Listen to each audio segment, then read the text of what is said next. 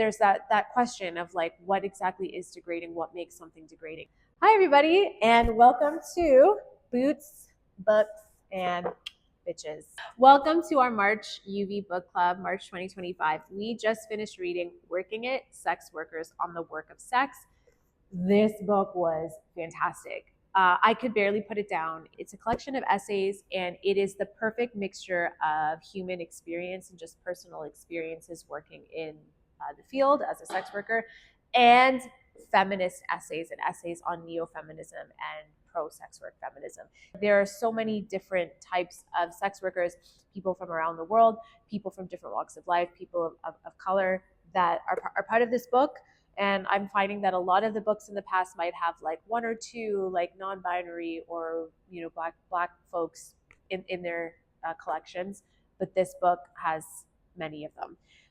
Also really interesting, there was a chapter on an Indigenous sex worker from Canada, and I think that is an entire different aspect of sex work and community that often gets ignored. So I think it was a really important chapter. It was a really great and beautiful chapter to read. Their name is Crystal, and I just really enjoyed it, and it made me want to learn more about this community that is so often ignored, and that we just completely take for granted as the Indigenous peoples of Canada. The essays are short and sweet. There are some interviews in there.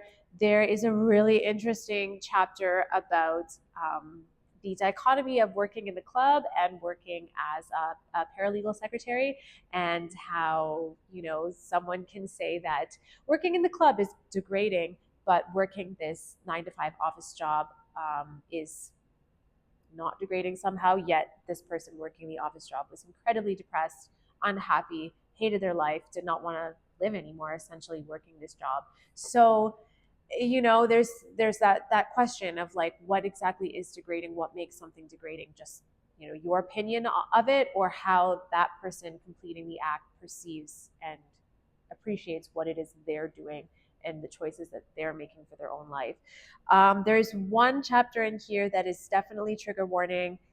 There's are a couple references of essays sprinkled in, but one chapter in particular, but it was an absolutely beautiful story.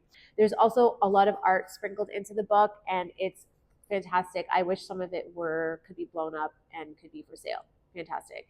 There are a couple queer stories in there. I ended up following some of the authors and the writers of the essays. There's a whole section in the back about each of the authors of each essay and or interviewee.